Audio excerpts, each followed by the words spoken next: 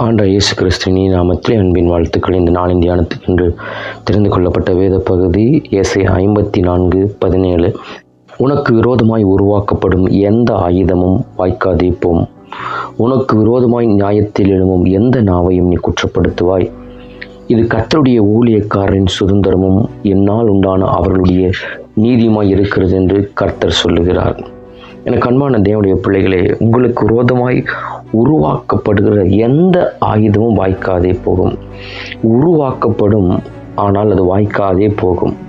சத்துருவான கிரியைகள், போராட்டங்கள், மந்திரங்கள், யாகங்கள், செய்வினைகள் எல்லாம் உருவாக்கப்படும். ஆனால் நமக்கு விரோதமாய் உருவாக்கப்பட்டு கொண்டிருக்கிற எந்த ஆயுதமும் உருவாகலாம், ஆனால் நமக்கு அது வாய்க்காது என்று வேதம் சொல்லப்பட்டு கொண்டிருக்கிறது. ஆகவே எனக்கு அன்பான தேவனுடைய பிள்ளைகளே, வேதம் இப்படியாக சொல்லுகிறது. என்னாகும் 23:23, யாக்கோபுக்கு விரோதமான மந்திரவாதம் இல்லை, இஸ்ரவேலுக்கு விரோதமான குறி சொல்லுதலும் இல்லை. ஆகவே நமக்கு விரோதமாக எழும்புகிற எந்த ஆயுதம் கர்த்தர் அதை வாய்க்காமல் செய்து விடுவார். எரேமியா 1:19 சொல்லுது, உனக்கு விரோதமாக யுத்தம் பண்ணுவார்கள், ஆனால் உன்னை மேற்கொள்ள மாட்டார்கள். கர்த்தர் நம் பட்சத்தில் நமக்கு இருக்கும்போது நமக்கு விரோதமாய் நிற்பவன் யார்? ஆகவே நமக்கு விரோதமாக எழும்புகிற ஆயுதங்களை கண்டு நாம் பயப்படாமல் தைரியத்தோடு அவைகளுக்கு எதிர்ப்போம் என்று சொன்னால் நிச்சயமாய் நமக்கு விரோதமாக எழும்புகிற ஆயுதங்களை எளிதாக மேற்கொள்ள கர்த்தர் நமக்கு உதவி செய்வதற்கு வல்லமையுள்ளவராக இருக்கிறார். 4 காரியங்கள் இருக்கிறது. நமக்கு விரோதமாக எழும்புகிற ஆயுதங்களை எப்படி மேற்கொள்ள வேண்டும் என்று. முதலாவது, கர்த்தருடைய வார்த்தை என்கின்ற ஆயுதமும் இருபுறமும் கருக்குள்ள பட்டயமாய் காணப்படுகிறது. எபிரேயர் 4:12 சொல்லப்பட்டிருக்கிறது. இருபுறமும் கருக்குள்ள பட்டயம். இந்த வார்த்தை, வேத வசனம் என்கிற வார்த்தை எடுத்துக்கொண்டு அனுதினம் தியானம் பண்ணி இருதயத்தில் எழுதி மனப்பாடம் பண்ணி அனுதினமும் நாம் சொல்லி ஜெயிப்போம் என்று சொன்னால் நிச்சயமாய் வார்த்தையின் மூலமாய் சத்ருவின் தந்திரங்களை ஆண்டவர் எப்படி ஜெயித்தாரோ நாமும் வார்த்தைகளை கொண்டு ஜெயிக்க கர்த்தர் வல்லமையுள்ளவராக இருக்கிறார். அதே போல இரண்டாவது, நாம் எப்படி ஜெபிக்கிறோம் என்று சொன்னால், நமக்கு விரோதமாக எழும் ஆயுதங்களை மேற்கொள்ள வேண்டும் என்று சொன்னால் இயேசுவின் நாமம் என்கின்ற ஆயுதம், இயேசு என்கிற நாமத்தை நாம் எடுத்து பயன்படுத்த வேண்டும். இந்த நாமத்துக்கு தான் சகல வல்லமை உண்டு. நம்ம சர்வ வல்லமையில் வானோர், பூதோளத்தோர், பூமியின் கீழானோர் யாவுடைய முழங்கால்களை முடங்கச் செய்கிற நாமம்.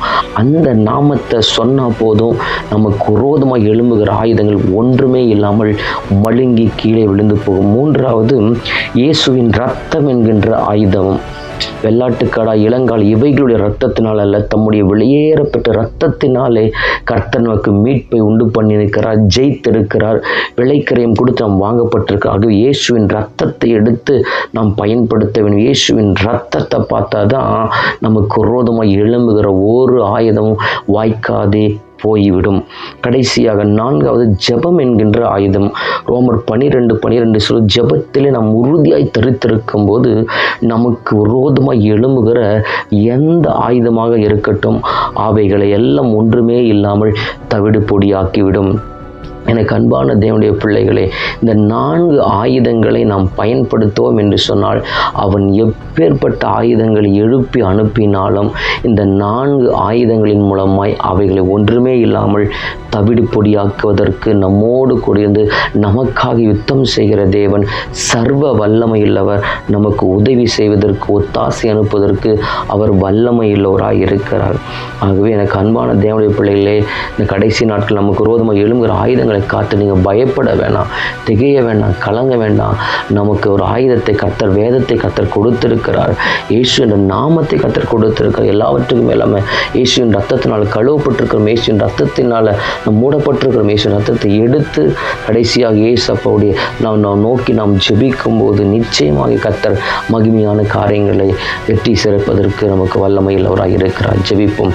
எங்கள் சர்வ வல்லமையுள்ள அன்பின் பரலோக பிதாவே, அப்பா பிதாவே, இயேசுவின் நாமத்தில் ஆண்டவர், இந்த நாளிலும் தகப்பனே, எங்களுக்கு விரோதமாக எழும்புகிற ஒரு ஆயுதமும் வாய்க்காதே போகும். உருவாக்கப்படுகிற எந்த ஆயுதமும் வாய்க்காதே போவதாக வார்த்தை எடுத்துக்கொண்டு, நாமத்தை எடுத்துக்கொண்டு, ஆண்டவர் இயேசுவின் ரத்தத்தை எடுத்துக்கொண்டு ஜெபத்தில் மேற்கொண்டு ஜெயிக்க கர்த்தர் எங்களுக்கு உதவி செய்யுங்க. பயந்து இருக்கிற கர்த்தர் நீங்கள் பிள்ளைகளை பலப்படுத்துங்க, தைரியப்படுத்துங்க, உற்சாகப்படுத்துங்க. தொடர்ந்து நாமத்தை மையப்படுத்த கர்த்தர் எங்களுக்கு உதவி செய்யுங்க. இப்போ இயேசு நாமத்தில் ஜெபிக்கிற நல்ல பிதாவே, ஆமென்.